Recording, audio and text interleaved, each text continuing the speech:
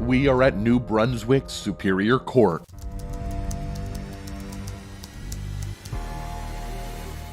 Michael Dotro was accused of threatening his co-workers' cops, who must have crossed him while fulfilling their duties. He was an Edison cop who performed his duties for 10 years. He was charged with attempted murder, official misconduct, aggravated arson, and performing harmful conspiracies against his co-workers. During the court hearing, the story unfolded, and Dotro's most horrifying action came forward. He set fire to 2 gasoline-filled jugs at his senior officer's house while he was spending time with his family. His whole family was home with his 2 children and mother. It was lucky that no one got injured during the incident. According to the authorities, Dotro was upset and angry with Endurko, the senior officer, because he ordered him to undergo a fitness evaluation through the psychologist. The senior officer decided because of his 11th excessive force complaint.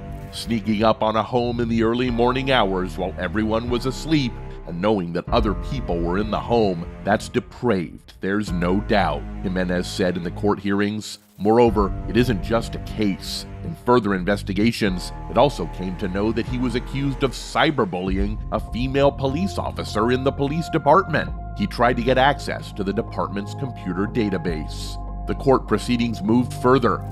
Represents the worst that we could possibly expect from someone in our society. Yes, he's caused very specific damage to Captain Endurko and his family, Ms. Zog, Ms. Dotro, to his own parents, to his families, to his brothers. But what he's really done, and what we're going to be left with after he's walking out the door to spend the next third of his life in prison, is allow people the basis to say that our system of justice has no integrity. And they did an in-depth investigation and found all the evidence against him. He was sentenced to 20 years in prison for setting fire to the officer's house. The most horrific scene was when he scratched his neck and showed no remorse when he was sentenced to 20 years in jail. His wife came forward and gave her statement. "You are a monster, and a horrific monster." All the evidence that proved his illegal acts against his coworkers was collected against him. Welcome to Jackson County Courthouse.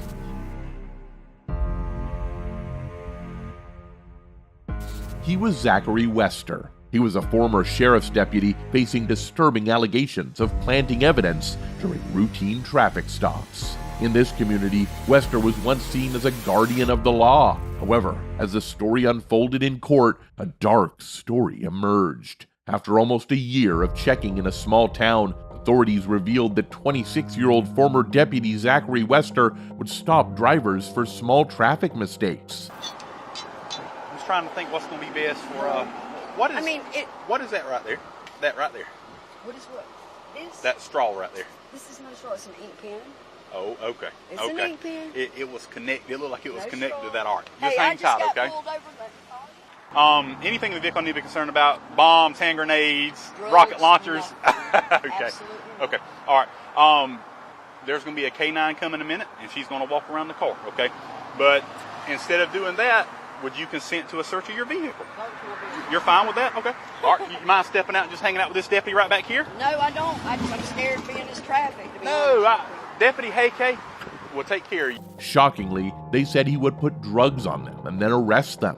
Wester arrested more than 100 drivers between 2016 and 2018, which was a much more inhumane act. Like, he was arresting the innocent poor drivers who were submissive, and he was using his power to eliminate the weak from society.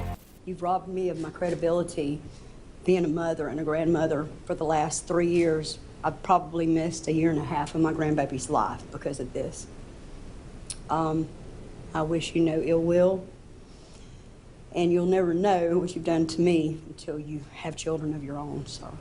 Wester, who used to work in Jackson County, had a body camera, but officials claimed he changed the video to hide his actions. After looking through over 1,300 minutes of video, investigators said they found proof that Wester put the drugs on people and have shared in a nearly $1 million federal court settlement. The Florida Department of Law Enforcement shared that they arrested Wester in Crawfordville. He faced severe charges like racketeering, making up evidence, having illegal drugs, doing official wrongdoing, and false imprisonment. The department mentioned that agents spent much time watching more than 1,300 minutes of video and worked over 1,400 hours on the case. The investigation uncovered a troubling situation where a person in authority had been dishonest, causing severe harm to those he was supposed to protect. The accusations were more than a stain on Wester's badge. They shook the foundation of trust between the community and those who promised to protect and serve. The court proceedings exposed a pattern of misconduct and illegal actions by Wester. He was sentenced to spend 12 years in state prison after being found guilty of planting drugs on multiple drivers. Wester faced the allegations, and the court learned the methods to carry out these alleged misconducts. The planted evidence led to arrests, damaged reputations, and destroyed lives. This case wasn't just about one officer's alleged misdeeds. It was a reminder of the vulnerability of individuals in the face of power. The court was tasked with unfolding the deception and determining the intensity of the damage caused by Wester's actions. Now, we are at Miami-Dade Courthouse Superior Court.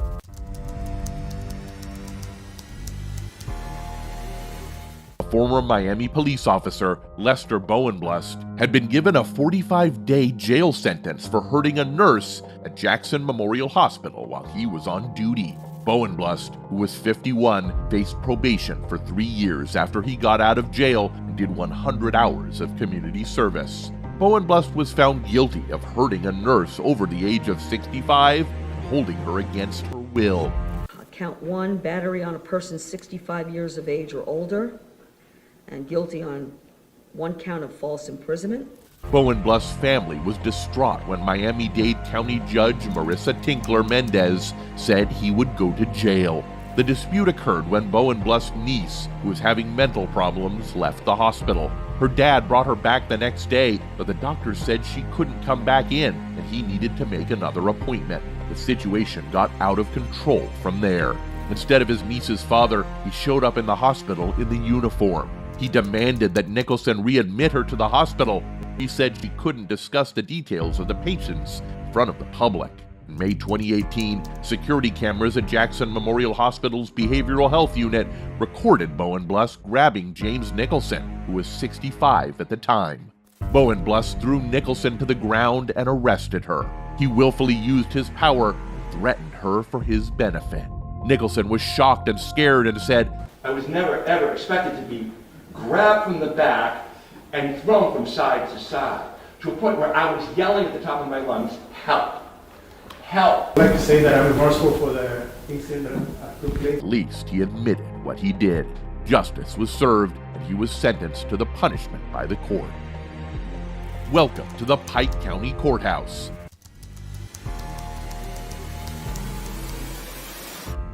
Finally, our last case is about Pike County Sheriff Charles S. Reeder, who is facing allegations in an anonymous complaint filed with the state auditor's office. The complaint was made public on Monday per Ohio's public records law. He was accused of using cash that was taken from drug arrests for his benefit. According to the complaint filed on November 9th, it is claimed that Sheriff Reeder had been taking money from drug cases handled by the sheriff's office. This money was stored in a small safe in Reeder's office, and he was the only person with access to it. The complaint did not specify the amount of money involved, but it was stated that Reeder was using it for his expenses. The complaint stated, "We believe he is taking money from the safe and using it for personal use." The story didn't end here. Further, he was also accused of using the money for gambling purposes. His attorney, Bolger, also said he borrowed money in Pike County. Bolger expressed optimism about resolving the matter, stating, "I think that may be cleared up pretty quickly," in an interview with the newspaper. When asked about Sheriff Reeder's alleged gambling issues, Bolger mentioned being unaware of such problems, but denied the possibility that the top law enforcement official may have engaged in betting activities. Bolger emphasized that borrowing money from friends or acquaintances is not against the law. He indicated an expectation to receive more information from Reeder later in the week. After that, a judge appointed a special prosecutor to investigate the allegations against Reeder, as reported. The origins of these claims were unclear, but Bolger speculated that they might be connected to discontent originating from some senior sheriff's office staff in September. Bolger ignited the challenges, describing the situation as rough, really rough for Reeder, especially considering that it involved the community where he grew up. He gave a long, emotional speech in court and begged the court to reconsider his statements. Your Honor, please do not send me to prison. I have roamed, but I'm not ruined. I still have a lot of good left in me. And thank you for your time. The judge had only one question. Why did you take that money? His emotional speech was all in vain. I have, and I now pray that the court will find mercy on me.